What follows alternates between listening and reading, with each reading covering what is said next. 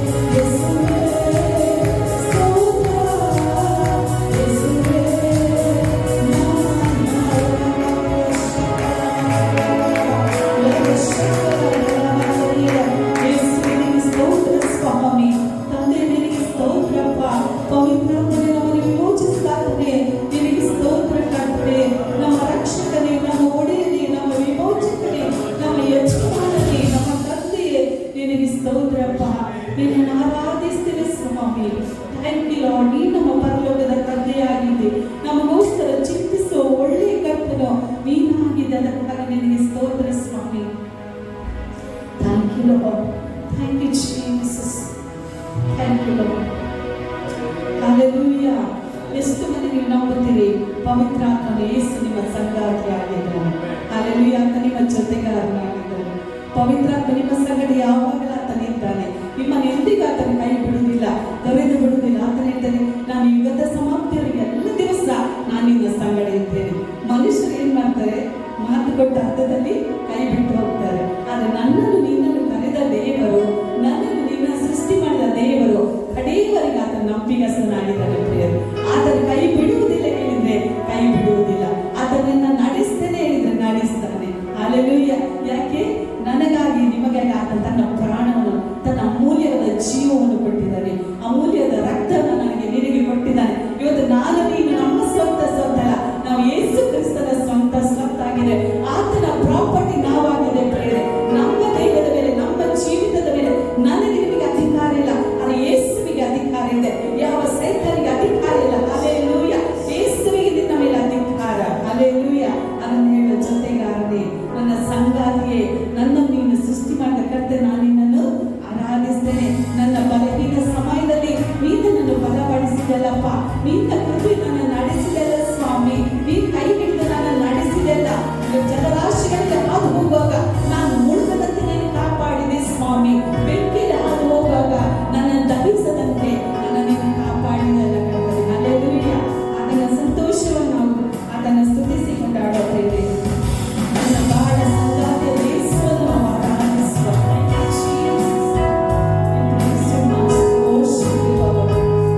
ಯಾವಾಗ ನಡೆಸುವ ಕರ್ತನೇ,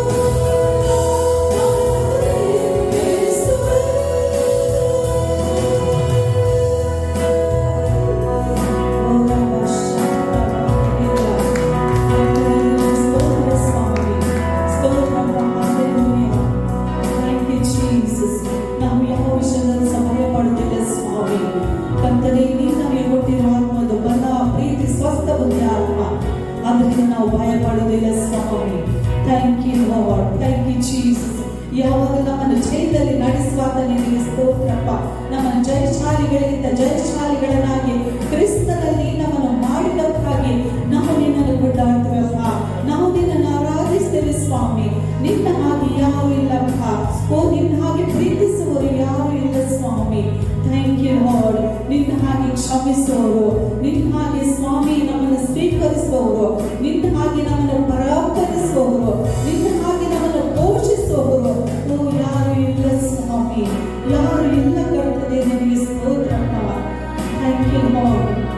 ನೀನು ನಮಗೆ ಕತ್ತಲಲ್ಲಿ ಬೆಳಕಾಗಿದೆ ಸ್ವಾಮಿ. Thank you lord.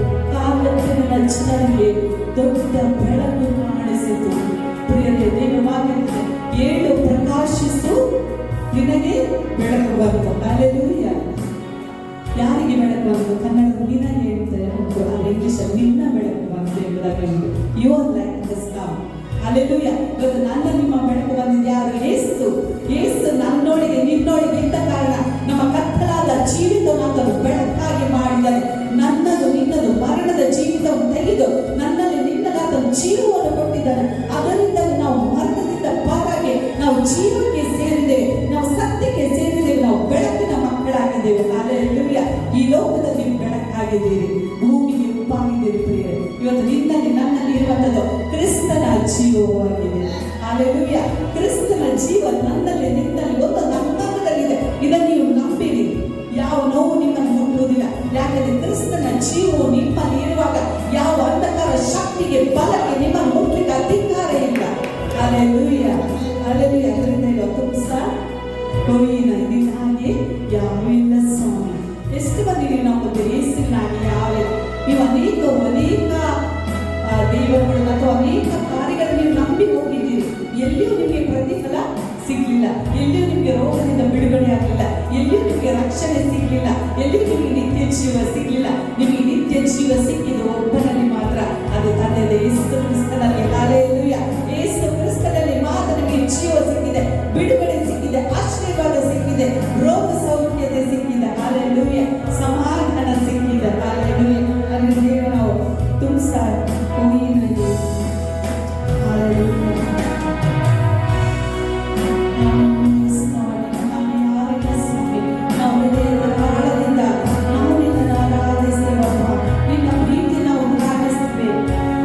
Thank you, Lord.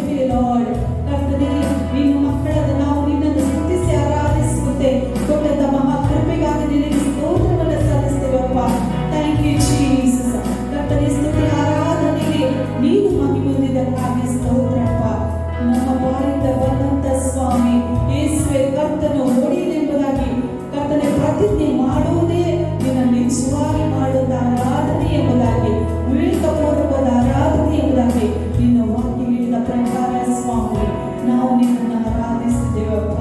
ಕರ್ತನೇ, ನಾವು ಸಭೆಯಾಗಿ ಸೇರಿ ಬರುವಂತೆ ನೀನು ಕೊಟ್ಟಂತ ಕೃಪೆಗಾಗಿ ಸ್ತೋತ್ರಪ್ಪ.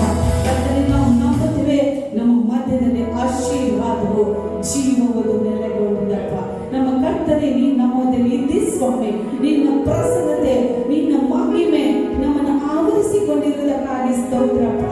Thank you Lord. ಮುಂದಿನೆಲ್ಲ ಭಾಗ ನಿನ್ನ ಕೃಪಾಸನಕ್ಕೆ ಒಪ್ಪಿಸಿಕೊಡ್ತೇವೆ. ಕೀರ್ತನೆಯ ಭಾಗವನ್ನು, ಕಾಣಿಕೆಯ ಭಾಗವನ್ನು, ಸಾಕ್ಷಿಯ ಭಾಗವನ್ನು, ಪ್ರಾರ್ಥನೆ ವಿಜ್ಞಾಪನೆಗಳ ಭಾಗವನ್ನು ಸ್ವಾಮಿ ಕರ್ತನೆ, ಮುಖ್ಯ ಸಂದೇಶದ ಭಾಗವನ್ನು ನಿನ್ನ ಕೃಪಾಸನಕ್ಕೆ ಒಪ್ಪಿಸಿಕೊಡ್ತೇವೆ.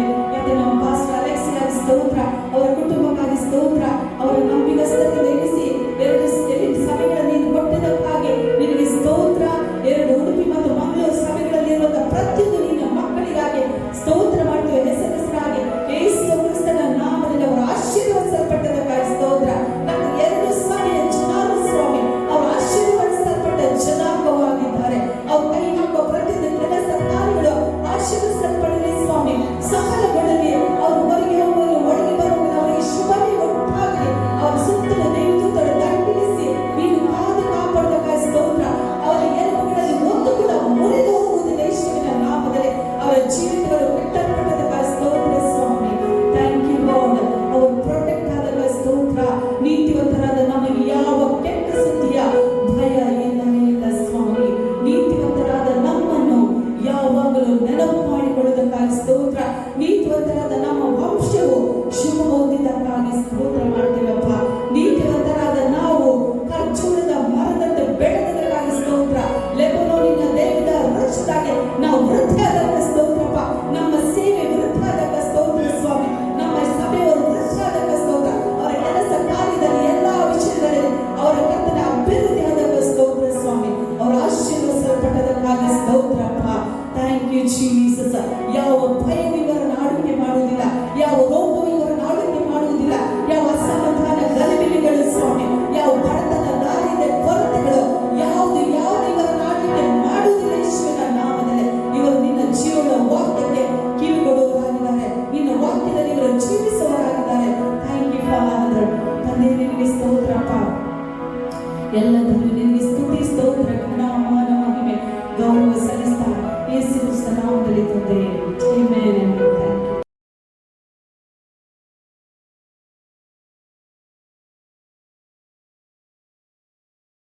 ಸಂತೋಷವಾಗಿ ದೇವರ ವಾಕ್ಯವನ್ನು ಕೇಳಿಕ್ಕೆ ಹೋಗ್ತಾ ಇದ್ದೇನೆ. ನಾನು ನಂಬ್ತೇನೆ ದೇವರ ವಾಕ್ಯ ನಮ್ಮ ಜೀವಿತವನ್ನು ಕಟ್ಟುವಂತದ್ದಾಗಿದೆ. ಅಲ್ಲೆಲೂಯ. ಕ್ರಿಶ್ಚಿಯನ್ ಹೆಸರು ದೇವರ ವಾಕ್ಯ ನಮ್ಮನ್ನು ಕಟ್ಟುತ್ತದೆ. ಅಲ್ಲೇ ದೇವರ ವಾಕ್ಯ ಕೆಡವುವುದಿಲ್ಲ, ಕಟ್ಟುತ್ತದೆ. ನಾಳಿಂದ ನೀವು ಬಂದಿದ್ದೀರಿ, ದೇವರು ನಿಮ್ಮನ್ನು ಕಟ್ಟುತ್ತಾರೆ, ನಿಮ್ಮ ಜೀವಿತವನ್ನು ಕಟ್ಟುತ್ತಾರೆ. ನಿಮ್ಮ ವಿಷಯದಲ್ಲಿ ಯಾವುದೇ ತಡೆ ಇರುವುದನ್ನು ದೇವರನ್ನು ಹೊಡೆಯುವುದೇ ದೇವರ ವಾಕ್ಯವಾಗಿದೆ. ಆಮೇಲೆ ಅಲ್ಲಿ ಅಪೊಸ್ತಲ ಕೃತ್ಯದ ಬಗ್ಗೆ ಮಾತನಾಡಲಿಕ್ಕೆ ಇಷ್ಟಪಡುತ್ತೇನೆ. ಕಳೆದ ವಾರ ನಾನು ಮಾತನಾಡಿ ಅರ್ಥದಲ್ಲಿ ನಿಲ್ಲಿಸಿದ್ದೆ. ಅಪೊಸ್ತಲ ಕೃತ್ಯ 20ನೇ ಅಧ್ಯಾಯ ಅದರಲ್ಲಿ 26ನೇ ವಾಕ್ಯವಿದೆ. ನಾನು ಈ ಹೊತ್ತು ಪ್ರಮಾಣವಾಗಿ ಹೇಳುತ್ತೇನೆ, ನಿಮ್ಮಲ್ಲಿ ಯಾರಾದರೂ ನಾಶವಾದರೆ ಅದು ನನ್ನ ದೋಷವಲ್ಲ. ಇಲ್ಲಿ ಯಾರು ಹೇಳುದು? ಅಪೊಸ್ತಲನಾದ ಪೌಲ ಹೇಳ್ತಾನೆ, ಆದ ಕಾರಣ ನಾನು ಇವತ್ತು ಪ್ರಮಾಣವಾಗಿ ಹೇಳುತ್ತೇನೆ. ಪ್ರಮಾಣ ಅಂದ್ರೆ ಇರುವುದಿಲ್ಲ, ಗ್ಯಾರಂಟಿ. ದೇವರ ವಾಕ್ಯ ಗ್ಯಾರಂಟಿ ಕೊಡ್ಬೋದು. ಎಷ್ಟೇ ನಾನು ಹೇಳ್ತೇನೆ, ದೇವರ ವಾಕ್ಯಕ್ಕೆ ಗ್ಯಾರಂಟಿ ಕೊಡ್ಬೋದು, ಎಲ್ಲದಕ್ಕೆ ವ್ಯಾರಂಟಿ. ಆದ್ರೆ ದೇವರ ವಾಕ್ಯಕ್ಕೆ ಏನು ಎಷ್ಟೇ ಒಂದು ಸ್ಟಂಟ್ ಆಗಿದ್ರು ಸಹ ಅದಕ್ಕೆ ವ್ಯಾರಂಟಿ. ಆದ್ರೆ ದೇವರು ಗ್ಯಾರಂಟಿ ಕೊಡ್ತಾರೆ. ಎಷ್ಟು ಜನ ನಂಬ್ತೀರಿ? ನೀವು ಡಾಕ್ಟರ್ ಹೇಳಿದ್ರೆ ಅವ್ರಿಗೆ ಟೈಮ್ ಕೊಡ್ತಾರೆ. ಡಾಕ್ಟರ್ ಹತ್ರ ಹೋದ್ರೆ ಏನ್ ಹೇಳ್ತಾರೆ? ಎಲ್ಲದಕ್ಕೆ ಟೈಮ್. ಹೌದಲ್ಲ? ಪ್ರೆಷರ್, ಕಣ್ಣಿನ ಕಾಯಿಲೆ ಹೋಗ್ಲಿ, ನರದ ಕಾಯಿಲೆ ಹೋಗ್ಲಿ, ಎಲ್ಲ ಟೈಮ್ ಹೇಳ್ತಾರೆ. ಆದ್ರೆ ದೇವರ ವಿಷಯದಲ್ಲಿ ಟೈಮೇ ಇಲ್ಲ. ಎಷ್ಟು ಜನ ನಂಬ್ತೀರಿ? ನಾನು ನಂಬ್ತೀನಿ. ದೇವರು ನಿಮ್ಮ ಜೀವಿತ ದೊಡ್ಡ ಕಾರ್ಯ ಮಾಡ್ತಾರೆ. ಆಮೇಲೆ ಅಲ್ಲೆಲೂಯ. ಇಲ್ಲಿ ಅವ್ರು ಹೇಳ್ತಾ ಇದ್ದಾರೆ ಏನಂತ ಹೇಳಿದ್ರೆ ನಾನು ನಿಮಗೆ ಪ್ರಮಾಣವಾಗಿ ಹೇಳ್ತೇನೆ. ಏನು? ಯಾರಾದರೂ ನಾಶವಾದರೆ ಅದು ನನ್ನ ದೋಷವಲ್ಲ. ಇವತ್ತು ಸಹ ಹಾಗೆ ಅನೇಕರು ಜೀವಿತದಲ್ಲಿ ಒಳ್ಳೇದಾಗಬೇಕು. ಆದ್ರೆ ಒಳ್ಳೇದಾಗಬೇಕಂದ್ರೆ ಏನ್ ಮಾಡ್ಬೇಕು? ದೇವರ ಬಳಿಗೆ ಬರಬೇಕು. ಒಳ್ಳೇದಾಗಬೇಕಂದ್ರೆ ಏನ್ ಮಾಡ್ಬೇಕು? ದೇವರ ವಾಕ್ಯವನ್ನು ಕೈಗೊಂಡು ನಡೀಬೇಕು. ಹಲ್ಲೆಲೂಯಾ. ಅರ್ಥ ಆಗ್ತದೆ ನಿಮಗೆ? ಆಮೇಲೆ ಹಲ್ಲೆಲೂಯಾ. ದೇವರ ವಾಕ್ಯ ಯಾಕೆ? ಅದು ಬಿಡುಗಡೆ ಕೊಡ್ಲಿಕ್ಕೆ. ದೇವರ ವಾಕ್ಯ ಅದು ಬರೀ ಮಾತಲ್ಲ, ಅದು ಶಕ್ತಿಯೊಡನೆ ಬರ್ತದೆ. ಎಷ್ಟು ಜನ ಹೇಳ್ತೀರಿ ಹಲ್ಲೆಲೂಯಾ? ಪವಿತ್ರಾತ್ಮನೊಡನೆ ಅದು ಶಕ್ತಿಯಿಂದ ಸಹ ಬರ್ತದೆ. ನಾನು ಬಲವಾಗಿ ನಂಬ್ತೇನೆ, ಇವತ್ತು ನಿಮ್ಮ ಜೀವಿತದಲ್ಲಿ ಈ ವಾಕ್ಯ ಬರೀ ಮಾತಾಗಿರುವುದಿಲ್ಲ, ಇದು ಶಕ್ತಿಯೊಡನೆ ನಿಮ್ಮ ಜೀವಿತದಲ್ಲಿ ಬರ್ತದೆ. ಆಮೇಲೆ ಹಲ್ಲೆಲೂಯಾ. ಇವರು ಹೇಳ್ತಾರೆ, ನನ್ನ ದೋಷವಲ್ಲ, ನಿಮಗೆ ಏನಾದ್ರೂ ಪ್ರಾಬ್ಲಮ್ ಆದ್ರೆ ನನ್ನ ದೋಷವಲ್ಲ. ಪವಿತ್ರಾತ್ಮ ನಾವು ಹೇಳಿದಂಗೆ ಮಾತನಾಡುವುದಿಲ್ಲ. ನಿನಗೆ ಒಳಗೆ ಆಸೆ ಇದ್ರೆ, ದೇವರೇ ನನ್ನೊಂದಿಗೆ ಮಾತನಾಡಕ್ಕೆ ಹೇಳಿದ್ರೆ ನಿನ್ನ ಜೊತೆ ಮಾತನಾಡ್ತಾರೆ. ಎಷ್ಟು ಜನ ಬಿಲಿ ಮಾಡ್ತೀವಿ? ಆಮೇಲೆ ಹಲ್ಲೆಲೂಯಾ. ಆಮೇಲೆ ಹಲ್ಲೆಲೂಯಾ. ಇದೊಂದು ಬಿಸ್ನೆಸ್ ಅಲ್ಲ, ಇದು ನಿನ್ನ ಒಳಗಿನ ದಾಹದ ಮೇಲೆ ಡಿಪೆಂಡ್ ಆಗಿದೆ. ಎಷ್ಟು ಜನ ನಂಬ್ತೀರಿ? ಆಮೇಲೆ ನಾನು ಹೇಳ್ತೇನೆ, ಈಗ ನೀವು ಪ್ರಾರ್ಥನೆ ಮಾಡುತ್ತಿದ್ರೆ ನನಗೆ ಗೊತ್ತಿಲ್ಲ, ಆದ್ರೆ ಪವಿತ್ರಾತ್ಮನಿಗೆ ಗೊತ್ತಾಗ್ತದೆ ನೀನು ಏನ್ ಬೇಡ್ತಿ ಎಂಬುದಾಗಿ. ಕೂಡಲೇ ರೈಟ್ ಆದ ಕನೆಕ್ಷನ್ ದೇವರು ಕೊಡ್ತಾನೆ. ಆಮೇಲೆ ಅರ್ಥ ಆಗ್ತದೆ ನಿಮಗೆ? ಆಮೇಲೆ ಹಲ್ಲೆಲೂಯಾ. ನಮ್ಮ ಪ್ರಶ್ನೆ ಜಾಸ್ತಿ ಆಗ್ತದೆ, ಹಾಗಾಗಿ ದೇವರ ಉತ್ತರ ಕಡಿಮೆ ಆಗ್ತದೆ. ಎಷ್ಟು ಪ್ರಶ್ನೆ ಕಡಿಮೆ ಆಗ್ತದೆ, ದೇವರ ಉತ್ತರ ಜಾಸ್ತಿ ಆಗ್ತದೆ. ದೇವರಿಗೆ ನೀನು ಹೇಳಬೇಕಾಗಿಲ್ಲ, ನಿನ್ನ ವಿಷಯ ಹೇಳಬೇಕಾಗಿಲ್ಲ. ದೇವರಿಗೆ ಆಲ್ರೆಡಿ ಗೊತ್ತುಂಟು ನಿನಗೆ ಎಂತ ಪ್ರಾಬ್ಲಮ್ ಎಂಬುದಾಗಿ. ಹೌದಾ? Praise the Lord. ಆಮೇಲೆ ಅರ್ಥ ಆಗ್ತದೆ ನಿಮಗೆ? ಆಮೇಲೆ ಹಲ್ಲೆಲೂಯಾ. Price the lord. ಇವತ್ತು ಅನೇಕರ ಪ್ರಶ್ನೆ, ನನಗೆ ಯಾಕೆ ಹೀಗೆ? ನಾನು ಇವತ್ತು ಎಂತ ಹೇಳ್ತೇನೆ ಅಂತ ಹೇಳಿದ್ರೆ, ದೇವರ ವಾಕ್ಯದ ಜ್ಞಾನ ನಮಗೆ ಬೇಕು. ಪವಿತ್ರಾತ್ಮನ ಬಗ್ಗೆ ನಮಗೆ ಚೆನ್ನಾಗಿ ಗೊತ್ತಾಗಬೇಕು. ನಾನು ಹೇಳ್ತೇನೆ, ಪವಿತ್ರಾತ್ಮ ನಿನ್ನನ್ನು ಚೆನ್ನಾಗಿ ತಿಳಿದಿದ್ದಾರೆ. ಎಷ್ಟು ಜನ ಚೆನ್ನಾಗಿ ತಿಳಿದಿದ್ದಾರೆ? ಮಾಧವಿ ಸಿಸ್ಟರ್ ನಿಮ್ಮನ್ನು ಚೆನ್ನಾಗಿ ತಿಳಿದಿದ್ದಾರೆ. ಆಮೇಲೆ ಜೇನಸಿಸ್ ನಿಮ್ಮನ್ನು ಚೆನ್ನಾಗಿ ತಿಳಿದಿದ್ದಾರೆ. ಜೇನಸಿಸ್ ನಿಮ್ಮನ್ನು ಚೆನ್ನಾಗಿ ತಿಳಿದಿದ್ದಾರೆ. ನಿಮ್ಮ ತಂದೆ ತಾಯಿ ತಿಳಿದಕ್ಕಿಂತ ಹೆಚ್ಚಾಗಿ ದೇವರು ತಿಳಿದಿದ್ದಾರೆ. ನಿಮ್ಮ ಒಡ ಹುಟ್ಟಿದವರು ತಿಳಿದುಕೊಳ್ಳೋದಕ್ಕಿಂತ ಹೆಚ್ಚಾಗಿ ಅದನ್ನು ತಿಳಿದುಕೊಂಡಿದ್ದಾರೆ. ನಾನು ಹೇಳ್ತೇನೆ, ಅವನೊಟ್ಟಿಗೆ ನೀವು ಕನೆಕ್ಟ್ ಆಗಲಿ, ನಿಮ್ಮೊಂದಿಗೆ ಅವರು ಯಾವಾಗ ಬೇಕಿದ್ರೆ ಮಾತನಾಡ್ತಾರೆ. ನನ್ನ ಹತ್ರ ಮಾತಾಡಬೇಕಾಗಿಲ್ಲ, ನಿಮ್ಮ ಹತ್ರ ಪರ್ಸನಲ್ ಆಗಿ ಮಾತನಾಡ್ತಾರೆ. ಹಲ್ಲೆಲೂಯಾ. ಇಲ್ಲಿ ಪೌಲನು ಹೇಳ್ತಾರೆ, ನೀವು ಯಾರಾದ್ರೂ ನಾಶವಾದ್ರೆ ಅದು ನನ್ನ ದೋಷ ಅಲ್ಲ, ನಾನು ಹೇಳ್ಬೇಕಾದ್ರೆ ಎಲ್ಲ ಹೇಳಿದ್ದೇನೆ. ನಂತರ ನೋಡಿ ವಾಕ್ಯ ಓದಿ. ಯಾಕೆಂದರೆ ಒಂದನ್ನು ಮರೆ ಮಾಡದೆ ದೇವರ ಸಂಕಲ್ಪವನ್ನೆಲ್ಲ ನಿಮಗೆ ತಿಳಿಸಿದ್ದೇನೆ. ದೇವರ ಸಂಕಲ್ಪ ಏನು ಎಂಬುದಾಗಿ ನಾನು ನಿಮಗೆ ತಿಳಿಸಿದ್ದೇನೆ. ದೇವರ ಸಂಕಲ್ಪ ಅಂದ್ರೆ ದೇವರ ಆಲೋಚನೆ. ಇವತ್ತು ನಿಮಗೆಲ್ಲ ದೇವರ ಆಲೋಚನೆ ಗೊತ್ತುಂಟ? ಏನ್ ದೇವರ ಆಲೋಚನೆ? ನಿಮ್ಮ ಜೀವಿತದಲ್ಲಿ ಒಳ್ಳೆಯದು ಮಾಡುವುದು ದೇವರ ಆಲೋಚನೆ. ಹೇಳ್ರಿ, ದೇವರು ನನ್ನ ಜೀವಿತದಲ್ಲಿ ಒಳ್ಳೆಯದು ಮಾಡುವುದು ಆಲೋಚನೆ, ಕೆಟ್ಟದ್ದು ಮಾಡುವುದು ಆಲೋಚನೆ ಅಲ್ಲ. ಕೆಟ್ಟದ್ದು ಯಾರು ಮಾಡುವುದು? ಸೈತಾನ. ಸೈತಾನಿಗೆ ಕೆಟ್ಟದನ್ನು ಬಯಸ್ತಾನೆ, ದೇವರು ಒಳ್ಳೆಯದನ್ನು ಬಯಸ್ತಾನೆ. ಅಲ್ಲಿ ಒಳ್ಳೆಯದು ಮಾಡುವ ದೇವರನ್ನು ಗಟ್ಟಿಯಾಗಿ ಇಟ್ಕೊಳ್ರಿ. ಒಳ್ಳೆಯದು ಮಾಡಿದ ದೇವರು ಏನ್ ಹೇಳಿದ್ದಾರೆ ಅದನ್ನೇ ಮಾಡ್ರಿ. ದೇವರು ಕಾರ್ಯ ಮಾಡ್ತಾನೆ. ಅವ್ರು ಹೇಳ್ತಾನೆ, ದೇವರ ಸಂಕಲ್ಪ ಒಂದು ಮರೆ ಮಾಡದೆ ನಾನು ಹೇಳಿದ್ದೇನೆ. ಮತ್ತೆ ದೇವರು ಸ್ವರಕ್ತದಿಂದ ಸಂಪಾದಿಸಿಕೊಂಡ ಸಭೆಯನ್ನು ಪರಿಪಾಲಿಸುವುದಕ್ಕಾಗಿ ಪವಿತ್ರಾತ್ಮನು ನಮ್ಮನ್ನೇ ಆ ಹಿಂಡಿನಲ್ಲಿ ಅಧ್ಯಕ್ಷರಾಗಿ ಇಟ್ಟಿರುವುದರಿಂದ ನಿಮ್ಮ ವಿಷಯದಲ್ಲಿಯೂ ಎಲ್ಲಾ ಹಿಂಡಿನ ವಿಷಯದಲ್ಲಿಯೂ ಎಚ್ಚರಿಕೆಯಾಗಿರಿ. ಇಲ್ಲಿ ದೇವರ ವಾಕ್ಯ ಹೇಳ್ತದೆ ಅಂತ ಹೇಳಿದ್ರೆ, ದೇವರು ಸ್ವರಕ್ತದಿಂದ ಸಂಪಾದಿಸಿಕೊಂಡ ಸಭೆಯನ್ನು ಪರಿಪಾಲಿಸಿದಕ್ಕೋಸ್ಕರ ಯಾರು ಕೊಟ್ಟಿದ್ದಾರೆ? ಪವಿತ್ರಾತ್ಮನನ್ನು ಕೊಟ್ಟಿದ್ದಾರೆ. ಎಷ್ಟು ಜನ ನನಗೆ ಪವಿತ್ರಾತ್ಮನನ್ನು ಕೊಟ್ಟಿದ್ದಾರೆ? ಇದನ್ನು ನಡೆಸುವುದು ಯಾರು? ಈ ಸಭೆ ನಡೆಸುವುದು ಯಾರು? ಪವಿತ್ರಾತ್ಮ. ಹೇಳ್ರಿ, ಪವಿತ್ರಾತ್ಮ. ಪವಿತ್ರಾತ್ಮನಿಗೆ ನಿಮ್ಮ ಒಂದೊಂದು ವಿಷಯ ಬಂದುಂಟು. ನಾನು ಹೇಳ್ತೇನೆ, ಒಂದು ಕೂದಲು ನಿಮ್ಮ ಕೆಳಗೆ ಬಿದ್ದರೆ ಅದು ದೇವರಿಗೆ ಗೊತ್ತಾಗ್ತದೆ. ಹೌದು, ನಿಮಗೆ ಗೊತ್ತಾಗಬೇಕು. ನಿಮ್ಮ ಕೂದಲು ಎಷ್ಟು ಬಿದ್ದಿದೆ ಗೊತ್ತಿಲ್ಲ, ಬಟ್ ದೇವರಿಗೆ ಅದನ್ನು ಕೌಂಟ್. ಎಷ್ಟು ಒಳ್ಳೆ ದೇವರಲ್ಲ. ಆಮೇಲೆ ಹಲ್ಲೆಲೂಯಾ. ಕಳೆದ ವಾರ ಹೇಳಿದ ಪವಿತ್ರಾತ್ಮನ ಫಲಗಳ ಬಗ್ಗೆ ಹೇಳಿದೆ ನಾನು. ಆಮೇಲೆ ಹಲ್ಲೆಲೂಯಾ, ಪವಿತ್ರ ಫಲಗಳ ಬಗ್ಗೆ ಮಾಡಿದೆ. 9 ಏನು ವರಗಳುಂಟು. ಪವಿತ್ರಾತ್ಮನ ವರಗಳ ಬಗ್ಗೆ ಹೇಳಿದೆ. 9 ವರಗಳುಂಟು. ಅದರಲ್ಲಿ ಯಾರು ಕೊಡುದು?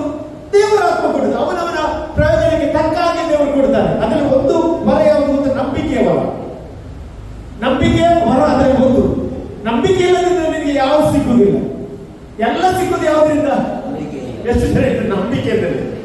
ಹೌದಾ? ನೀವು ವಾಕ್ಯ ನೋಡಿ, ಅವ್ರು ನಂಬಿಕೆ ಇದ್ದರೆ ಸ್ವಾಧೀನ ಮಾಡಿದಂತ ಬಯಸಿದ್ದಾರೆ. ಇವತ್ತು ಎಷ್ಟು ಜನ ನಂಬಿಕೆಯಿಂದ ಆರೋಗ್ಯವನ್ನು ಸ್ವಾಧೀನ ಮಾಡಲಿಕ್ಕೆ ಹೋಗ್ತಿದ್ದಾರೆ? ಹೇಳಿ ಗಟ್ಟಿಯಾಗಿ ಬಾಯ್ತಾರೆ, ನಂಬಿಕೆ ದೇವರು ನನ್ನ ಆರೋಗ್ಯವನ್ನು ಸ್ವಾಧೀನ ಮಾಡ್ತೇನೆ. ಹೇಳಿ ಬಾಯ್ತೇನೆ, ಬಾಯ್ತಿರ್ಬೇಕು. ನಂಬಿಕೆ ಇದ್ದರೆ ನನಗೆ ಕೊಡುವ ಆರೋಗ್ಯವನ್ನು ನಾನು ಇವತ್ತು ಸ್ವಾಧೀನ ಮಾಡ್ತೇನೆ. ನೀವು ಹೇಳಿ, ಆಗ ದೇವರು ಸ್ವಾಧೀನಕ್ಕೆ ಕೊಡ್ತಾರೆ.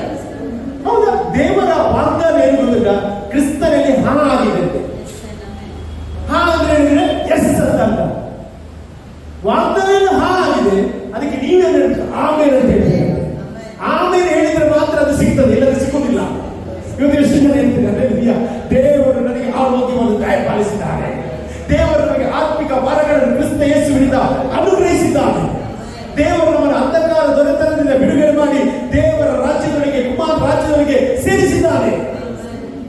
ಆಮೇಲೆ ಅಲ್ಲಿ ಇದು ನೀನು ನಂಬಬೇಕು. ನಂತರ ಸಭೆಯ ಅಧ್ಯಕ್ಷನಾಗಿ ನಿಮ್ಮನ್ನು ನೇಮಿಸಿದ್ದಾರೆ. ಹಾಗಾದ್ರೆ ದೇವರ ಸಭೆಯ ಅಧ್ಯಕ್ಷ ಹೇಗಿರ್ಬೇಕು? ಆಮೇಲೆ ಅಲ್ಲಿ ಈಗ ಬೈಬಲ್ ಇರ್ತದೆ, ದೇವರ ಸಭೆಯ ಅಧ್ಯಕ್ಷನ ಏನಿರ್ಬೇಕು, ಅವನಿಗೆ ಕ್ವಾಲಿಟಿ ಉಂಟು. ಒಟ್ಟಾರೆ ಸಭೆಯ ಅಧ್ಯಕ್ಷನ ಮಾಡಲಿಕ್ಕೆ ಸಾಧ್ಯ ಇಲ್ಲ. ಇವತ್ತು ಎಷ್ಟು ಜನ ಸಭೆಯ ಅಧ್ಯಕ್ಷರಾಗ್ತಾ ಇದ್ದಾರೆ.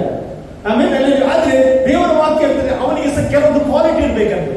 ನೀವು ನೋಡಿ 1 ತಿಮೋಥಿ ಪತ್ರಿಕೆ 3ನೇ ಅಧ್ಯಾಯ 2ನೇ ವಾಕ್ಯ ನೀವು ಗಮನಿಸುವುದಾದ್ರೆ, 1 ತಿಮೋಥಿ ಪತ್ರಿಕೆ 3ನೇ ಅಧ್ಯಾಯ 2ನೇ ವಾಕ್ಯವನ್ನು ಓದಿರಿ. ಅಲ್ಲಿ ಸಭೆಯ ಸಭಾಧ್ಯಕ್ಷರಾಗಬೇಕಾದ್ರೆ ಅವನಿಗೆ ಯಾವ ಅರ್ಹತೆ, ಯಾವ ಕ್ವಾಲಿಫಿಕೇಶನ್ ಇರಬೇಕಂತ ಪೌಲನು ಆ ಪತ್ರಿಕೆಯಲ್ಲಿ ಬರೀತಾರೆ. ತಿಮೋಥಿ ಪತ್ರಿಕೆಯಲ್ಲಿ ಸಭಾಧ್ಯಕ್ಷನು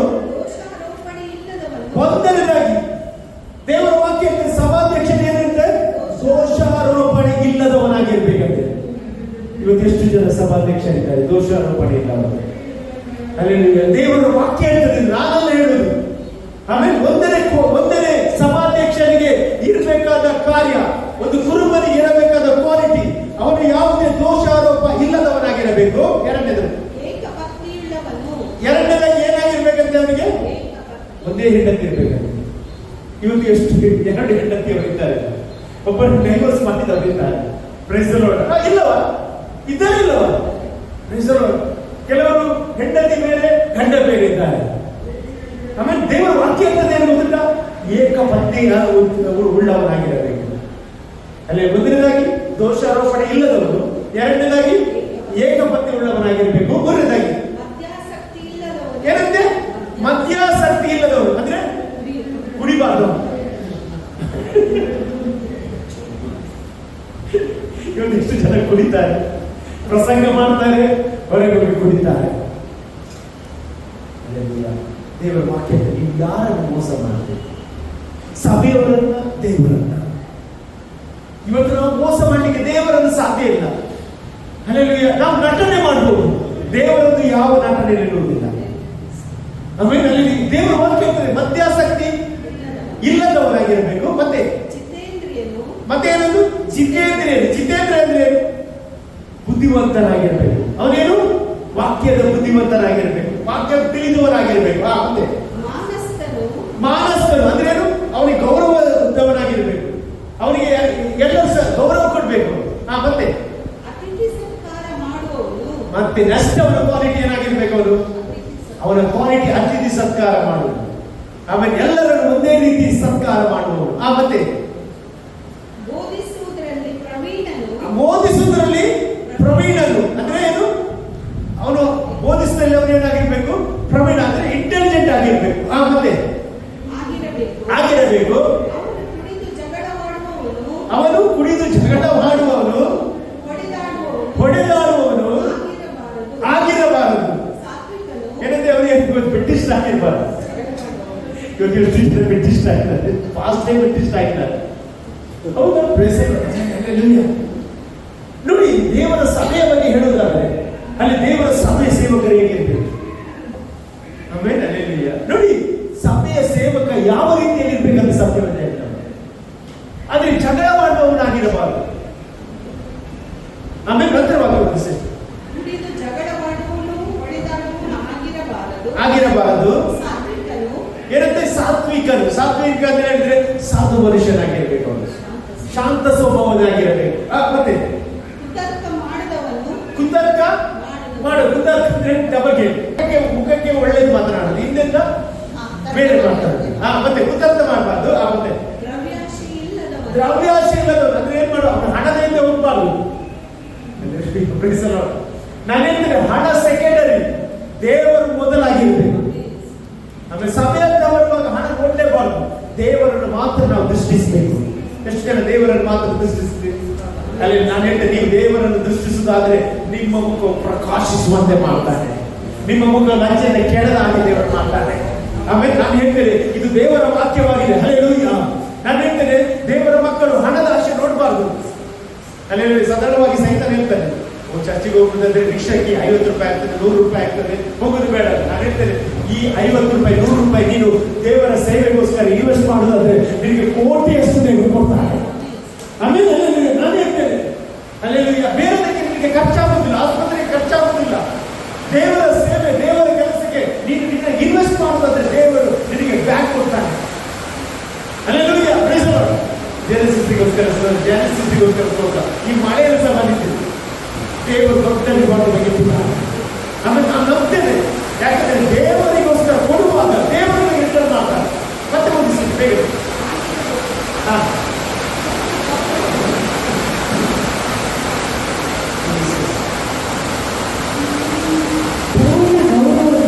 ಪೂರ್ಣ ಗೌರವದಿಂದ ತನ್ನ ಮಕ್ಕಳನ್ನು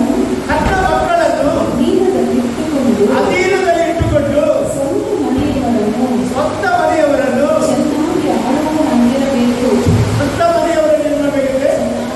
ಚೆನ್ನಾಗಿ ಆಳುವವರಾಗಬೇಕು. ಹಾಗಾದ್ರೆ ಅವರ ಕುಟುಂಬ ಸರಿಯಾಗಿರ್ಬೇಕು, ಅವರ ಮಕ್ಕಳು ಸರಿಯಾಗಿರ್ಬೇಕು. ಇದು ಸರಿಯಾಗದವರಿಗೆ ಈ ಒಂದು ಸೇವೆ ಮಾಡಲಿಕ್ಕೆ ಏನಿಲ್ಲ. ಅದಕ್ಕೆ ಆಮೇಲೆ ಅಲ್ಲಿ ಅನೇಕ ಮಾಸ್ಟರ್ ಅವರು, ಅವರ ಫ್ಯಾಮಿಲಿಯೇ ಇಲ್ಲ, ಅವರಿಗೆ ಒಬ್ಬರೇ. ಹೌದಾ? ಇಲ್ಲ, ಅವರ ಮಕ್ಕಳು ನೋಡಿ ದೇವರ ಮಾತು ಹೇಳಿದ್ದಾರೆ. ಅವರು ಕುಟುಂಬವನ್ನು ನೋಡಿದ ಮೇಲೆ ಸಭೆಯನ್ನು ಹೇಗೆ ನೋಡ್ತಾರೆ ಎಂಬುದಾಗಿ ದೇವರ ವಾಕ್ಯ. ದೇವರ ಮಕ್ಕಳಿಗೆ ದೇವರ ವಾಕ್ಯ ನಮ್ಮತ್ರ ಮಾತನಾಡ್ತವರು ಸಭೆಯ ಸಭಾಧ್ಯಕ್ಷ ಹೇಗಿರ್ಬೇಕು ಎಂಬುದಾಗಿ ಸತ್ಯವೇದ ಮಾಡ್ತಾ ಹೋದ್ರು. ಅಲ್ಲಿ ನಾವು ಅಂತ ಸಭೆಗೆ ಕನೆಕ್ಟ್ ಆಗಬೇಕು.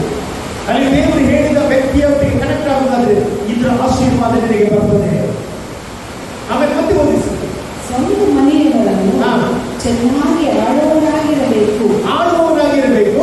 ಸ್ವಂತ ಮನೆಯವರನ್ನು ಆಳುವುದಕ್ಕೆ ತಿಳಿಯದವನು ದೇವರ ಸಭೆಯನ್ನು ಹೇಗೆ ಪರಾಮರಿಸುವನು? ನೋಡಿ, ಕುಟುಂಬವೇ ಸರಿ ಮಾಡಲಿಕ್ಕಾಗುವುದಿಲ್ಲ, ದೇವರ ಸಭೆಯನ್ನು ಹೇಗೆ ಸರಿ ಮಾಡಲಿಕ್ಕೆ ಸಾಧ್ಯ? ನಾನಲ್ಲ ಹೇಳುದು, ದೇವರ ವಾಕ್ಯ ಹೇಳುವುದು. ಅಲ್ಲಿ ನಾನು ಹೇಳ್ತೇನೆ, ಅಲ್ಲಿ ದೇವರ ಸಭೆಗೆ ಹೋಗುವಾಗ ಸಭೆಯ ವಿಷಯವನ್ನು ನೋಡಿ ನಾವು ಕಾಣಬೇಕು. ಸಭೆಯ ವಿಷಯದಲ್ಲಿ ನೀವು ತಿಳಿದುಕೊಳ್ಳುವಾಗ ಸಭೆಯಲ್ಲಿ ಬರೆದ ಪುಸ್ತಕದ ಆಶೀರ್ವಾದ ದೇವರಿಗೆ ಕೊಡುತ್ತಾರೆ. ಆಮೇಲೆ ನಂತರವಾಗಿ ಓದಿಸಿ, ಅವನು ಹೊಸದಾಗಿ ಸಭೆಯಲ್ಲಿ ಸೇರಿದವನಾಗಿರಬಾರದು. ಅಷ್ಟೇ ಅಂತಲೇ ಅವನು ಹೊಸದಾಗಿ ಸಭೆಯನ್ನು ಸೇರಿದವನಾಗಿರಬಾರದು. ಈಗ ನಾನು ಹೇಳ್ತೇನೆ, ಈಗ ಒಂದು ಹೊಸದು ಯಾರಾದ್ರೂ ಬರೋದು ಚರ್ಚಿಗೆ ಬಂದು ಅವನಿಗೆ ಅಲ್ಲಿಗೆ ಗಿಫ್ಟ್ ಎಲ್ಲ ಉಂಟು, ಆಪರೇಟ್ ಆಗ್ತಾನೆ, ಅನ್ಯ ಭಾಷೆ ಮಾತಾಡ್ತಾನೆ, ಪ್ರವಾದನೆ ವರಗಳೆಲ್ಲ ಇರ್ತದೆ. ಅಲ್ಲಿ ಚಿಕ್ಕ ಪ್ರಾಯದಲ್ಲಿ ಇಷ್ಟೊಂದು ಹಾನರ್ ಬರುವಾಗ ಏನ್ ಚಾನ್ಸಸ್ ಇರ್ತದೆ ಗೊತ್ತಿಲ್ಲ? ಪ್ರೈಡ್ ಬರುವ ಚಾನ್ಸಸ್ ಇರ್ತದೆ. ಅಲ್ಲಿ ಅವನು ಏನ್ ಮಾಡ್ತಾನೆ, ದೇವರಿಗೆ ನನಗೆ ಏನ್ ಮಾಡ್ತಾನೆ, ದೊಡ್ಡ ಬೆಳೆಸ್ತಾನೆ, ಕ್ಯಾರೆ ಮಾಡೋದಿಲ್ಲ ಯಾರು ಸಹ. ಆಮೇಲೆ ಬೇಕಿದ್ರೆ ಬರಲಿ. ಅಂದ್ರೆ ಆ ಒಂದು ಅಹಂಕಾರ ಅದು ಯಾರಿಂದ ಬರೋದು? ಸೈತಾನನಿಂದ. ನೋಡಿ, ದೇವರು ಸೈತಾನನಿಗೆ ಎಲ್ಲ ಏನು ಕೊಟ್ಟ? ಅಥಾರಿಟಿ ಕೊಟ್ಟ. ಅವನು ಏನ್ ಮಾಡಿದ? ನಾನು ಅವರ ಮೇಲೆ ನನ್ನ ಸಿಂಹಾಸನ ಇರ್ತೇನೆ. ಈಗ ಹೊಸ ಬಂದವರೆಲ್ಲ ಸೇವೆಗೆ ಬಂದವರು, ಅನುಭವ ಇಲ್ಲ, ಏನಿಲ್ಲ, ಅವನು ಸೇವೆಗೆ ಬಂದಪಟ್ಟೆ ಅವ್ರು ಏನ್ ಮಾಡ್ತಾರೆ ಗೊತ್ತಿಲ್ಲ? ಅವರನ್ನು ಫಸ್ಟ್ ಸೈತಾನ ಹಿಡಿದ. ಯಾವಾಗ ಸೈತಾನ ಅವರನ್ನು ಹಿಡಿತದೆ, ಅವರು ಪ್ರೈಡಿಗೆ ಒಳಗಾಗ್ತಾರೆ, ಲಾಸ್ಟಿಗೆ ಆ ಸೇವೆಯನ್ನು ತಿಂದು ಹೋಗ್ತಾರೆ. ಅದಕ್ಕೋಸ್ಕರ ನೀವು ಏನ್ ಮಾಡ್ತಾರೆ ಗೊತ್ತಿಲ್ಲ? ಸೇವೆಗೆ ಬರುವ ಮೊದಲು ಏನ್ ಮಾಡ್ತಾರೆ ಗೊತ್ತಿಲ್ಲ? ಅಷ್ಟು ಬೇಗ ಸೇವೆ ಕೊಡುವುದಿಲ್ಲ. ಸೇವೆಗೆ ಬರುವ ಮೊದಲು ದೇವರು ಏನ್ ಮಾಡ್ತಾರೆ? ನಮ್ಮನ್ನು ಕಷ್ಟ ಮಾಡ್ತಾರೆ. ಅಲ್ಲಿ ನಿಮ್ಮನ್ನು ಒಡೆದ ಹೃದಯದಲ್ಲಿ ಮಾಡ್ತಾರೆ, ನಿಮ್ಮನ್ನು ಇನ್ಸಲ್ಟ್ ಮಾಡ್ತಾರೆ, ನಿಮ್ಮನ್ನು ಕೆಲವರು ಹೊರಗೆ ಹಾಕ್ತಾರೆ. ಇದು ಯಾಕೆ ಗೊತ್ತಿಲ್ಲ? ಅಲ್ಲಿ ನಿಮಗೆ ಗೊತ್ತಾಗಬೇಕು ಸೇವೆ ಅಂದರೆ ಹೇಗೆ ಅಂತ. ನನ್ನ ಜೀವಿತ ನಡೆದಿದೆ, ನನ್ನ ಜೀವಿತ ನಡೆದ ನಂತರ ನಾನು ಈ ಸೇವೆಯಲ್ಲಿ ನಾನು ಇವತ್ತು ನಿಂತಿದ್ದೇನೆ. ಅಲ್ಲೆಲ್ಲೂ ದೇವರ ಮಕ್ಕಳು ನಾನು ಏನು ಹೇಳ್ತೇನೆ ಅಂತ ಹೇಳಿದ್ರೆ, ಈ ಸೇವೆ ಕೊಟ್ಟದ್ದು ದೇವರು. ಅಲ್ಲಿ ನಾವು ದೇವರಿಗೋಸ್ಕರ ನಿಲ್ಬೇಕು, ದೇವರ ವಾಕ್ಯಕ್ಕೋಸ್ಕರ ನಿಲ್ಬೇಕಾದ್ದು ಬಹಳ ಪ್ರಾಮುಖ್ಯವಾದ. ಅಲ್ಲಿ ಹೇಳ್ತದೆ, ಅವನು ಹೊಸದಾಗಿ ಸಭೆಯನ್ನು ಸೇರಿದವನಾಗಿರಬಾರದು, ಅಂತವನಾದರೆ ಒಪ್ಪಿಕೊಂಡು ಸೈತಾನನಿಗೆ ಪ್ರಾಪ್ತವಾದ ಶಿಕ್ಷಾವಿಧಿಗೆ ಒಳಗಾದನು. ನೋಡಿ, ಅವನಿಗೆ ಚಾನ್ಸಸ್ ಉಂಟು. ಸೈತಾನ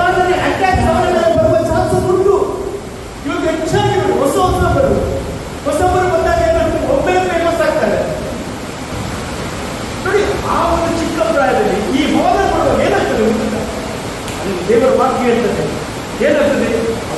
ನನಗೆ ಪ್ರಾಪ್ತವಾದ ಶಿಕ್ಷಾವೃತ್ತಿಗೆ ಒಳಗಾಗುವ ಚಾನ್ಸಸ್ ಇರ್ತದೆ. ನಾವು ಯಾವಾಗ ಸೇರ್ಬೇಕು? ದೇವರೇ, ಈ ಸೇವೆ ನೀನು ಕೊಟ್ಟದ್ದು, ನನಗೆ ಅಹಂಕಾರ ಬರಬಾರ್ದು, ನನಗೆ ಅಹಂಕಾರ ಬರಬಾರ್ದು. ದೇವರೇ, ನಾನು ತಗ್ಗಿಸ್ತೇನೆ. ನೀವು ಎಷ್ಟು ತಗ್ಗಿಸ್ತೀರಲ್ಲ ಅಷ್ಟು ದೇವರಿಗೆ ಬೇರೆ ಕೆತ್ತುತ್ತಾರೆ. ನೀವು ಎಷ್ಟು ಬೇರೆ ಕೆತ್ತುತ್ತೀರಲ್ಲ ಅಷ್ಟು ದೇವರು ಕೆಳಗೆ ಹಾಕ್ತಾರೆ. ಆಮೇಲೆ ಅಲ್ಲೆಲ್ಲೂಯ್ಯ, ದೇವರ ವಾಕ್ಯ ಹೇಳುದು, ನಾನೆಲ್ಲ ಹೇಳುದು. ನಂತರ ವಾದಿಸಿದ್ದೇನೆ ಇದೆಲ್ಲ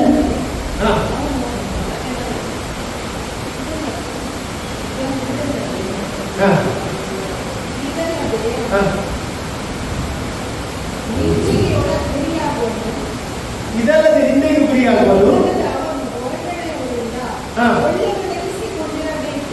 ಹೊರಗಡೆಯಿಂದ ಏನಾಗಿರ್ಬೇಕಂತೆ? ಒಳ್ಳೆಯವನಾಗಿರ್ಬೇಕಂತೆ.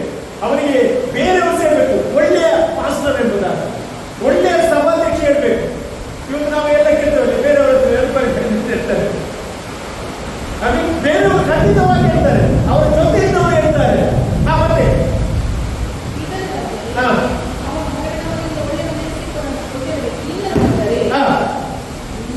ನಿಂದೆಗೆ ಗುರಿಯಾಗುವವು. ಇಲ್ಲದಿದ್ರೆ ಅವರು ನಿಂದೆಗೆ ಗುರಿಯಾಗ್ತಾರೆ. ಸೈತಾನ ಉರುಳಿನೊಳಗೆ ಸಿಕ್ಕಿಬಿದ್ದಾನು. ಸೈತಾನನ ಉರುಳಿನೊಳಗೆ ಸಿಕ್ಕಿಬಿದ್ದಾನು. ಇವತ್ತು ಅನೇಕರು ಸೈತಾನನ ಉರುಳಿಯಲ್ಲಿ ಸಿಕ್ಕಿಬಿದ್ದಿದ್ದಾರೆ. ಅದರಲ್ಲಿ ಹೊರಗೆ ಬರಲಿಕ್ಕೆ ಅವರು ಒದ್ದಾಡ್ತಾ ಇದ್ದಾರೆ. ದೇವರ ಮಕ್ಕಳೇ, ಸಭಾಧ್ಯಕ್ಷ ಹೇಗಿರ್ಬೇಕು ಎಂಬುದಾಗಿ ದೇವರ ಮಾತು ಹೇಳ್ತಿದೆ. ನಂತರ ಎಂತಾಗಿದೆ ಸಿಸ್ಟರ್? ಅದೇ ರೀತಿಯಾಗಿ ಸಭಾ ಸೇವಕರು ಗೌರವ ಉಳ್ಳವರಾಗಿರಬೇಕು. ಅವರು ಎರಡು ಮಾತಿನವರು, ಮಧ್ಯ ನಿರತರು, ನೀಚ ಲಾಭವನ್ನು ಅಪೇಕ್ಷಿಸುವವರು ಆಗಿರದೆ ನಂಬಿದವರಿಗೆ ಪ್ರಕಟವಾಗುವ ಸತ್ಯಾರ್ಥವನ್ನು ಶುದ್ಧ ಮನಸ್ಸಾಕ್ಷಿಯಿಂದ ಕೈಗೊಳ್ಳುವವರಾಗಿರಬೇಕು. ಇದಲ್ಲದೆ ಅವರು ಮೊದಲು ಪರೀಕ್ಷಿಸಲ್ಪಡಬೇಕು. ಮೊದಲು ಅವರು ಏನಾಗಬೇಕಂತೆ? ಪರೀಕ್ಷಿಸಲ್ಪಡಬೇಕು. ಪರೀಕ್ಷೆ ಆಗದೆ ಸೇವೆ ಬರುವುದಿಲ್ಲ. ಪರೀಕ್ಷೆ ಆಗದೆ ಸೇವೆ ಬರುವುದಿಲ್ಲ. ಅಬ್ರಹಾಮನನ್ನು ದೇವರು ಏನು ಮಾಡಿದ್ದಾರೆ? ಪರೀಕ್ಷಿಸಿದ. ನಮ್ಮನ್ನೆಲ್ಲ ದೇವರು ಪರೀಕ್ಷೆ ಮಾಡಿದ್ದಾರೆ. ನಿಮ್ಮನ್ನು ಇವರು ಪರೀಕ್ಷೆ ಮಾಡ್ತಾರೆ. ಒಂದು ರಿಸಲ್ಟ್ ಕೊಡ್ಬೇಕಾದ್ರೆ ಏನಾಗಬೇಕು? ಪರೀಕ್ಷೆ ಆಗಬೇಕಲ್ಲ. ಪರೀಕ್ಷೆ ಆಗದೆ ಏನು ಮಾಡುದಿಲ್ಲ, ನೆಕ್ಸ್ಟ್ ಕ್ಲಾಸಿಗೆ ಹೋಗುದಿಲ್ಲ. ದೇವರ ವಿಷಯದಲ್ಲಿ ಒಂದು ಪರೀಕ್ಷೆ ಹೋಗುತ್ತದೆ. ಅಲ್ಲೆಲ್ಲ ಬರೀ ನಂಬಿಕಸ್ಥನಾದ ದೇವರ ದೊಡ್ಡದಕ್ಕೆ ಪಾತ್ರ ಇರ್ತಾರೆ. ನೋಡಿ, ಇದೆಲ್ಲ ಯಾವ ವಿಷಯದಲ್ಲಿ? ಸಭಾಧ್ಯಕ್ಷ ವಿಷಯದಲ್ಲಿ ಬರೆಯಲ್ಪಟ್ಟಿದೆ. ನಂತರ ಬೇಗ ತಿಳಿಸ್ತೇನೆ ನಾನು. ಪವಿತ್ರಾತ್ಮ ನಿಮ್ಮಲ್ಲಿ ಹಿಂದಿನ ಸರ್ ಇಲ್ಲಿಗೆ ಬರ್ತೇನೆ. ಅಲ್ಲಿ ಪವಿತ್ರಾತ್ಮನು ನಿಮ್ಮನ್ನೇ ಆ ಹಿಂದಿನಲ್ಲಿ ಅಧ್ಯಕ್ಷರಾಗಿ ಇಟ್ಟಿರುವುದರಿಂದ ನಿಮ್ಮ ವಿಷಯದಲ್ಲಿಯೂ ಎಲ್ಲ ಹಿಂದಿನ ವಿಷಯದಲ್ಲಿಯೂ ಎಚ್ಚರವಾಗಿರಿ. ಹಾಗಾದ್ರೆ ಇವತ್ತು ಬಹಳ ಇಂಪಾರ್ಟೆಂಟ್, ನಾವು ಎಚ್ಚರವಾಗಿರ್ಬೇಕು. ನಾವು ಯಾವ ಸಭೆಗೆ ಹೋಗ್ತೇವೆ, ನಾವು ಎಚ್ಚರವಾಗಿರಬೇಕು. ಒಂದು ಪಕ್ಷ ಆ ಸಭಾಧ್ಯಕ್ಷ ಸರಿ ಇಲ್ಲದಿದ್ರೆ ಅವರ ಒಳಗಿರುವ ಆ ಒಂದು ಸ್ಪಿರಿಟ್ ಏನ್ ಮಾಡ್ತದೆ? ಸಭೆಯಲ್ಲಿ ವರ್ಕ್ ಮಾಡ್ತದೆ, ಸಭೆಯಲ್ಲಿ ಅಟ್ರಾಕ್ಟ್ ಆಗ್ತದೆ. ಅದಕ್ಕೆ ಬಹಳ ಪ್ರಾಮುಖ್ಯತೆ, ನಾವು ಎಚ್ಚರವಾಗಿರಬೇಕು. ಅಲ್ಲಿ ಬೈಬಲ್ ಸಭೆಯ ಹಿಂದಿನ ವಿಷಯದಲ್ಲಿ ನೀವೇನ್ ಮಾಡಬೇಕು? ಎಚ್ಚರವಾಗಿರಬೇಕು. ನೋಡಿ, ಯೇಸು ಸ್ವಾಮಿ ಹೇಳ್ತಾರೆ, ಚಿಕ್ಕ ಹಿಂದೆ ಹೆದರಬೇಡ. ಅಲ್ಲಿ ದೇವರ ರಾಜ್ಯವನ್ನು ನಿನಗೆ ಕೊಡುತ್ತಾನಲ್ಲ, ಸಂತೋಷ ಮಾಡು. ಇವಾಗ ನಾವು ಸ್ವಲ್ಪ ಜನ ಆದರೂ ತೊಂದರೆ ಇಲ್ಲ. ಅಲ್ಲಿ ದೇವರ ವಾಕ್ಯವನ್ನು ನಾವು ಕೇಳ್ತಾ ಇದ್ದೇವೆ. ದೇವರ ವಾಕ್ಯ ಅದು ನಿಮ್ಮ ಜೀವಿತದ ಆಶೀರ್ವಾದ ತಂದೆ ತರ್ತದೆ. ಆಮೇಲೆ ಅನಂತವಾಗಿ ನಾನು ಹೋದ ಮೇಲೆ ಕ್ರೂರವಾದ ತೋಳಗಳು ನಿಮ್ಮೊಳಗೆ ಬರುವುವೆಂದು ನಾನು ಬಲ್ಲೆನು. ಅವು ನಿಮ್ಮನ್ನು ಕನಿಕರಿಸುವುದಿಲ್ಲ. ಈಗ ಹೇಳ್ತಿದ್ದಾರೆ, ಯಾಕೆ ಪೌಲ ಹೇಳ್ತಾರೆ, ನಾನು ಹೋದ ನಂತರ ತೋಳಗಳು, ಕ್ರೂರವಾದ ತೋಳಗಳು ನಿಮ್ಮನ್ನು ಬರ್ತದೆ. ತೋಳ ಏನ್ ಮಾಡ್ತದೆ? ತೋಳಕ್ಕೆ ಏನ್ ವ್ಯತ್ಯಾಸ? ತೋಳ ನೋಡಿಲ್ಲ, ಕಣ್ಣಿ ತೋಳ ನಟ್ಟನೆ. ಏನಿದೆ ಅಂದ್ರೆ, ನಾನು ಸಾಧಾರಣ ವ್ಯಕ್ತಿ ಅಲ್ಲ. ನನ್ನ ಬಗ್ಗೆ ನಾನೇ ಇಂಟ್ರೊಡ್ಯೂಸ್ ಮಾಡುದು. ನಾನು ಹೀಗೆ ಮಾಡಿದ್ದೇನೆ, ನಾನು ಹೀಗೆ ಮಾಡಿದ್ದೇನೆ ಅಂತ ಏನ್ ಮಾಡ್ತಾರೆ? ನಾನು ಹೇಳಿಕೊಟ್ರೆ, ದೊಡ್ಡ ಪೋಸ್ಟರ್ ಹಾಕಿಕೊಟ್ರೆ, ಆಮೇಲೆ ನನಗೆ ಕೆಲವರೆಲ್ಲ ವಾಕ್ಯ ಮುಗಿದವರು ಬರ್ತಾರೆ. ಅದೇ ವಾಕ್ಯ ಮುಗಿದವರು ಯಾರು ಬರುವುದಿಲ್ಲ. ಯಾಕೆ ಗೊತ್ತಿಲ್ಲ? ಅವರಿಗೆ ಗೊತ್ತಾಗ್ತದೆ ಸುಳ್ಳು ಅಂತ. ನನ್ನ ಇಂಟ್ರೊಡ್ಯೂಸ್ ನಾನು ಮಾಡಬೇಕಾಗಿಲ್ಲ. ನನ್ನ ಇಂಟ್ರೆಸ್ಟ್ ದೇವರು. ಹೌದು, praise the Lord. ಹೌದು, ದೇವರ ವಾಕ್ಯ ಹೇಳ್ತದೆ, ಈಶಾಯನ ಮಗನನ್ನು ನಾನು ಕಂಡೆನು. ಹೌದಾ? ದೇವರು ದೇವರು ದೇವರು ಈ ದಾವೀದ ಬಗ್ಗೆ ಹೇಳಿಲ್ಲ, ನಾನು ಇಲ್ಲಿದ್ದೇನೆ ಅಂತ. ದೇವರು ಆಲ್ರೆಡಿ ಕಂಡಿದ್ದಾನೆ, ಸಾಮುವೇಲನ ಜೊತೆ ಮಾತನಾಡಿದ್ದಾರೆ. ಇವತ್ತು ನಾನು ಹೇಳ್ತೇನೆ, ನೀನು ಹೇಗೆ ಇದ್ದರೂ ಸಹ, ಯಾವ ಪರಿಸ್ಥಿತಿಯಲ್ಲಿದ್ದರೂ ಸಹ ನೀನು ದೇವರನ್ನು ಹಿಂಬಾಲಿಸು. ನೀನು ಕ್ವಶನ್ಗೋಸ್ಕರ ಬರಲೇಬೇಡ. ನಾನು ಹೇಳ್ತೇನೆ, ಅನೇಕ ಇವತ್ತು ಕ್ವಶನ್ಗೋಸ್ಕರ ಏನ್ ಸಹ ಮಾಡ್ತಾರೆ, ಒಬ್ಬರ ಚರಿತ್ರೆಯಲ್ಲೇ ಹಾಳು ಮಾಡ್ತಾರೆ. ಸೇವಕರಲ್ಲಿ ಇದು ನಡೀತದೆ. ಆ ಸ್ಥಾನ ಸಿಗ್ಬೇಕಾದ್ರೆ ಏನ್ ಮಾಡ್ತಾರೆ, ಒಬ್ಬರೇ ಏನ್ ಮಾಡಲಿಕ್ಕೆ ಸಹಾಯ ಇರ್ತಾರೆ. ಅದು ನಾನು ಹೇಳ್ತೇನೆ, ಅದು ಟೆಂಪರರಿ ಆಗ್ತದೆ, ಅದು ಟೆಂಪರರಿ ಆಗ್ತದೆ. ನೀನು ಇರುವ ಸ್ಥಾನದಲ್ಲಿ ನೀನು ದೇವರ ಹತ್ರ ಹೇಳುವುದಾದ್ರೆ, ದೇವರು ನನಗೆ ಸ್ಥಾನ ಬೇಡ, ನನಗೆ ಪದ ಬೇಡ, ನೀನು ಬೇಕಂತ ಹೇಳಿದ್ದೇವೆ, ಆ ಛಾಯಾದಿಂದ ದೇವರು ಈ ಸಂಬಂಧಿಸಿದ. ನೀನು ಅಪೇಕ್ಷೆ ಪಡೆದ ದೇವರು ನಿಲ್ಲಿಸ್ತಾನೆ. ದೇವರಿಗೆ ಗೊತ್ತು ನಾನು ಎಲ್ಲಿ ನಿಲ್ಲಿಸ್ಬೇಕಂತ. ಆಮೇಲೆ ಅಲ್ಲೆಲ್ಲೂಯ್ಯ. ನೀನು ಪೌಲ ತನ್ನ ಸಭೆ ಬಗ್ಗೆ ಕಾಳಜಿ, ನಾನು ಹೋದರೆ ಯಾರು ಬರ್ತಾರೆ, ತೋಳಗಳು ಬರ್ತದೆ, ಅವುಗಳಿಗೆ ಕುರಿಗಳ ಮೇಲೆ ಏನಿಲ್ಲ, ಕನಿಕರಿಸುವುದಿಲ್ಲ. ನಾನು ಹೇಳ್ತೇನೆ, ಕುರಿಗಳನ್ನು ಕನಿಕರಿಸುವುದು ಯಾರು? ಕುರುಬ ಮಾತ್ರ. ಇವತ್ತು ನೋಡಿ ಅನೇಕರು ಮೋಸ ಹೋಗ್ತಾ ಇದ್ದಾರೆ, ಅನೇಕ ಬೇರೆ ಬೇರೆ ಸೇವಕರ ಬಳಿಗೆ ಹೋಗ್ತಾ ಇದ್ದಾರೆ. ಎಷ್ಟು ಸೇವಕರು ಒಂದು ಪಾಸ್ಟಿಗೆ ಗೊತ್ತಿಲ್ಲದೆ ಮನೆಗೆ ಹೋದ ನಿಮಿತ್ತವಾಗಿ ಅವರ ಕುಟುಂಬವೇ ಇದಾಗಿದೆ. ದೇವರ ಮಕ್ಕಳೇ, ನಾನು ಏನು ಹೇಳ್ತೇನೆ, ನಾವು ಎಚ್ಚರವಾಗಬೇಕು. ಫೋಟೋಗಳು ಬರ್ತದೆ, ಅದಕ್ಕೆ ಕುರಿ ನನ್ನ ಏನಿಲ್ಲ, ಕಾಳಜಿ ಇಲ್ಲ, ಅದರ ಬಗ್ಗೆ ನನ್ನ ಇಂಡಿನ ಬಗ್ಗೆ ಕಾಳಜಿ ಇಲ್ಲ. ಇವತ್ತು ನಾನು ಹೇಳ್ತೇನೆ, ನಾವು ಹೋಗುವ ಸಭೆ ಹೇಗಿರಬೇಕು, ನಾವು ಹೋಗುವ ಸೇವಕ ಹೇಗಿರಬೇಕು, ಅದನ್ನು ನಾವು ತಿಳಿದುಕೊಳ್ಬೇಕು. ಈ ವಿವೇಚನೆ ನಿಮಗೆ ಬಂದರೆ ನಾನು ಹೇಳ್ತೇನೆ, ಒಂದು ಶಬ್ದ ನಿಮ್ಮನ್ನು ಹೋಗ್ಲಿಕ್ಕೆ ಆಗುವುದಿಲ್ಲ, ಒಂದು ಅಟ್ಯಾಕ್ಸ್ ನಿಮಗೆ ಬರುವುದಿಲ್ಲ. ಯಾಕಂದ್ರೆ ನಾವು ಸೇವಿಸುವ ದೇವರು ಜೀವ ಸ್ವರೂಪನಾದ ದೇವರಾಗಿದ್ದಾರೆ. ನಾನು ತುಂಬವಾಗಿ ನಂಬುತ್ತೇನೆ, ನಿಮ್ಮ ಜೀವಿತದಲ್ಲಿ ಈ ಪವಿತ್ರ ಆತ್ಮನು ಸಭೆಯ ಅಧ್ಯಕ್ಷನಾಗಿರುವುದರಿಂದ, ತನ್ನ ರಕ್ತವನ್ನು ಸಭೆಗೋಸ್ಕರ ಕೊಟ್ಟವನಾದ್ರಿಂದ, ಆ ರಕ್ತದ ಮೂಲಕ ನಿಮಗೆ ಬಿಡುಗಡೆ ಕೊಡುವವನಾಗಿದ್ದಾರೆ. ನಾವೆಲ್ಲ ದೇವರ ಸಮ್ಮುಖದಲ್ಲಿ ಇವತ್ತು ವಾಕ್ಯಕ್ಕೋಸ್ಕರ ದೇವರಿಗೆ ಸ್ತೋತ್ರ ಹೇಳ್ತೇವೆ. ನಾವೆಲ್ಲ ದೇವರ ಸಮ್ಮುಖದಲ್ಲಿ ಹೇಳ್ತಿದ್ದೇವೆ, thank you Lord, thank you Lord, thank you Lord, thank you Lord, thank you Lord. ಕರ್ತನೇ ನಿನಗೆ ಸ್ತೋತ್ರವಾಗಲಿ, ಯೇಸುವೇ ನಿನಗೆ ಸ್ತೋತ್ರವಾಗಲಿ. ಓ, ನಿನ್ನ ಪ್ರಸನ್ನತೆ ನಮ್ಮ ಮೇಲೆ ಚಾಲಿಸಿದ್ದಕ್ಕೆ ಸ್ತೋತ್ರ, ನಿನ್ನ ವಚನದ ದೇವರು ಮಾತನಾಡಿದ್ದಕ್ಕೆ ಸ್ತೋತ್ರ. ಎಷ್ಟು ಜನ ಈ ವಾಕ್ಯಕ್ಕೋಸ್ಕರ ದೇವರಿಗೆ ಸ್ತೋತ್ರ ಹೇಳ್ತೀನಿ. ನಾನು ಬಲವಾಗಿ ನಂಬ್ತೇನೆ, ನಿಮ್ಮ ಜೀವಿತದಲ್ಲಿ ರಕ್ತದಿಂದ ಸಂಪಾದಿಸಿದ ಸಭೆ ಇದಾಗಿದೆ. ಯೇಸುವಿನ ರಕ್ತದಲ್ಲಿ ನೀವು ಬಂದಿದ್ದೀರಿ, ನೀವೇ ಆ ಸಭೆಯಾಗಿದ್ದೀರಿ, ನಾನೇ ಆ ಸಭೆಯಾಗಿದ್ದೇನೆ. ದೇವರು ನಮ್ಮನ್ನು ರಕ್ತದ ಮೂಲಕ ಕೊಂಡುಕೊಂಡಿದ್ದಾನೆ. ಇವತ್ತು ನಾನು ಹೇಳ್ತೇನೆ, ತೋಳಕ್ಕೆ ಅಧಿಕಾರ ಇಲ್ಲ,